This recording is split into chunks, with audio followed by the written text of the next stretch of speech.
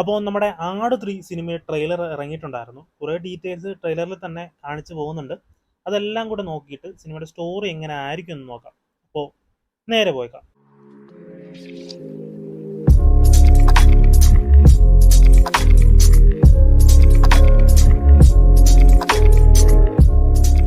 ഈ ഒരു പടത്തിന്റെ ട്രെയിലറിലായിട്ട് 2 കാലഘട്ടം കാണിച്ചു പോകുന്നുണ്ട്.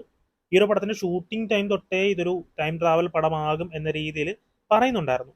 ബട്ട് ഇത് കൺഫേം ഒന്നും അല്ല. ഒരു ജനറൽ ഷിഫ്റ്റ് കാണും എന്ന് മിഥുൻ മാനുവൽ തോമസ് ഇന്റർവ്യൂസിൽ പറഞ്ഞിട്ടുണ്ട്. മിക്ക ആളുകളും ടൈം ട്രാവൽ തന്നെയാണ് എന്നാണ് വിശ്വസിച്ച് ഇരിക്കുന്നത്. 2 പോസിബിലിറ്റീസ് ആണ് എനിക്ക് തോന്നിയത്. ഒന്നാമത്തേത് ടൈം ട്രാവൽ ഓപ്ഷൻ തന്നെയാണ്. ഈ ഒരു പടത്തിന്റെ പോസ്റ്റേഴ്സിലൊക്കെ ആണെങ്കിലും അതിന്റെ ഡീറ്റെയിൽസ് കാണിച്ചിട്ടുണ്ടായിരുന്നു. അതുകൊണ്ട് തന്നെയാണ് എല്ലാവരും ടൈം ട്രാവൽ പടമായിരിക്കുമെന്ന് പറഞ്ഞിരിക്കുന്നത്. ട്രെയിലറിലാണെങ്കിൽ ഇങ്ങനൊരു നിക്കറും കാണിച്ചിട്ടുണ്ട്. സോഷ്യൽ മീഡിയയിൽ ഇപ്പോൾ ഒരു സംസാരം ഒരു നിക്കർ ടൈം ട്രാവലിന് സാധ്യതയുണ്ടോ എന്നാണ്. ഇതൊരു കോമഡി പടമാണ്, അതുകൊണ്ട് ആ ഒരു സാധ്യത തള്ളിക്കളയാനും പറ്റില്ല. അങ്ങനെ ഒരു സാധനം ഒന്ന് ചിന്തിച്ച് നോക്കിയേ. എനിക്ക് തോന്നുന്നു ടൈം ട്രാവൽ ചരിത്രത്തിൽ തന്നെ അങ്ങനൊരു ഓപ്ഷൻ ചിന്തിച്ച് കാണില്ല ആരും. ഈ ടൈം ട്രാവൽ ഓപ്ഷൻ അല്ലാതെ എനിക്ക് തോന്നിയ മറ്റൊരു കാര്യം 2 കാലഘട്ടങ്ങൾ എടുത്ത് കാണിക്കുന്ന സിനിമ ആയിക്കൂടെ ഇത്. ഈ 2 കാലഘട്ടത്തിൽ നമ്മൾ ക്യാരക്ടേഴ്സിനെ കാണുന്നുണ്ട്. പക്ഷേ ഈ ഷാജി പാപ്പനെ നമ്മൾ പഴയ കാലഘട്ടത്തിൽ നമ്മൾ കാണുന്നില്ല. ട്രെയിലറാണ്, മനഃപൂർവ്വം കാണിക്കാത്തതാണോ എന്നൊന്നും അറിയില്ല. പക്ഷേ എനിക്ക് തോന്നുന്നു നമ്മൾ ട്രെയിലറിൽ കണ്ട പഴയ കാലഘട്ടത്തിൽ ഉള്ള രാജാവുണ്ടല്ലോ, പുള്ളിയുടെ ഒരു പുനർജന്മമാണ് നമ്മുടെ ഷാജി പാപ്പാൻ എങ്കിലോ. അങ്ങനെ ആയിരിക്കാം. അവിടെയുള്ള മറ്റുള്ള ക്യാരക്ടേഴ്സും അങ്ങനെ തന്നെ ആയിരിക്കും. രഞ്ജി പണിക്കറുടെ ക്യാരക്ടറിനെയൊക്കെ നമുക്ക് കാണാൻ സാധിക്കുന്നുണ്ട് പഴയ കാലഘട്ടത്തിൽ. ഈ 2 ഓപ്ഷനാണ് പടത്തിൻ്റെ ജനറിനെ കുറിച്ച് എനിക്ക് തോന്നിയത്. നമുക്കൊന്ന് സ്റ്റോറി നോക്കി കളയാം. ഈ ആട് സിനിമ ഫ്രാഞ്ചൈസിൽ ഓരോ പാർട്ടിലും ഓരോ സബ്ജക്റ്റാണ്. ഫസ്റ്റ് പാർട്ടിൽ അത് ആടായിരുന്നു, സെക്കൻഡ് പാർട്ടിൽ കമ്മട്ടമായിരുന്നു, തേർഡ് പാർട്ടിൽ അതുപോലൊരു സാധനം കാണും, അതുറപ്പാണ്.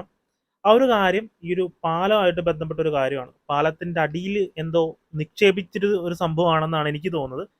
ട്രെയിലർ കണ്ടപ്പോൾ മനസ്സിലായി കാണും എല്ലാവർക്കും. ബട്ട് അത് എടുക്കുന്നത് അത്ര എളുപ്പമല്ല. കാരണം ആ ഒരു പാലം ഇല്ലാതാക്കിയിട്ട് വേണം അത് എടുക്കാനായിട്ട്. ട്രെയിലറായിട്ട് അത് പറയുന്നുണ്ട്. എന്തായിരിക്കും അത്? ആകാശത്തിനപ്പുറത്ത് വേറെ ഏതോ ലോകത്തു നിന്നാണ് ഇത് വന്നിട്ടുള്ളത്. എന്തോ അജ്ഞാതമായൊരു ശക്തി ഇതിന് ഉണ്ടെന്നും ട്രെയിലർ പറയുന്നുണ്ട്. എനിക്ക് തോന്നുന്നു അജയൻ്റെ 2ാം മോഷണം ഇല്ലേ, അത് നിങ്ങളെല്ലാവരും കണ്ടു കാണുമല്ലോ. ആ ഒരു സിനിമയിൽ ഇങ്ങനൊരു ഐറ്റം ഉണ്ടല്ലോ, ജ്യോതി വിളക്ക്. അങ്ങനൊരു സാധനം ആകാനാണ് ഒരു സാധ്യത. ആ ഒരു ശക്തിയും കാര്യങ്ങളും എല്ലാം ഉള്ള. ഇതിനു വേണ്ടി പഴയ കാലഘട്ടത്തിൽ തന്നെ യുദ്ധങ്ങളൊക്കെ നടക്കുന്നുണ്ട്. പലരും അതിനു വേണ്ടിയിട്ട് തന്നെ ശ്രമിക്കുന്നുണ്ട്. നമ്മൾ ട്രെയിലറിൽ കണ്ടതാണ് കുറേ പേര് യുദ്ധം ചെയ്യുന്നതൊക്കെ.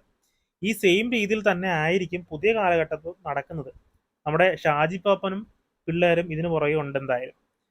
സാത്താൻ സേവിയർ ഉണ്ട്, ഡ്യൂഡുണ്ട്, പിന്നെ വേറെ ആരെങ്കിലും ഒക്കെ കൂടെ കാണും, ഒരു വില്ലത്തിലുള്ള ആരെങ്കിലും കൂടെ കാണും. പടത്തിൻ്റെ സ്റ്റോറി പോകുന്നത് ഈ ഒരു രീതിയിൽ തന്നെ ആകും എന്നാണ് എനിക്ക് തോന്നുന്നത്. നമ്മുടെ ആട് ഫിലിം ഫ്രാഞ്ചൈസിൽ ഇങ്ങനെയൊക്കെയാണ് സ്റ്റോറി പോകുന്നത്. അപ്പോൾ ഇങ്ങനെയൊക്കെ തന്നെ ആയിരിക്കാം. പിന്നെ കുറേ പേര് മൈസൂർ റോക്കറ്റ് എന്താണെന്ന് ചോദിച്ചിട്ടുണ്ടായിരുന്നു. അത് നമ്മുടെ ടിപ്പു സുൽത്താൻ വികസിപ്പിച്ചെടുത്ത ഒരു മിലിറ്ററി റോക്കറ്റാണ് ആ ഒരു കാലത്ത്. മേ ബി ആ ഒരു കാലഘട്ടമായിരിക്കും പറഞ്ഞു പോകുന്നത്. അപ്പോൾ ഇത്രയും കാര്യങ്ങളാണ് ട്രെയിലറിൽ എനിക്ക് തോന്നിയത് കണ്ടിട്ട്. ഇതിൽ കൂടുതൽ എന്തെങ്കിലും നിങ്ങൾക്ക് തോന്നിയിട്ടുണ്ടെങ്കിൽ കമൻറ്റ് ചെയ്യുക. വീഡിയോ ഇഷ്ടപ്പെട്ടെങ്കിൽ ലൈക്ക് ചെയ്യുക, ഷെയർ ചെയ്യുക.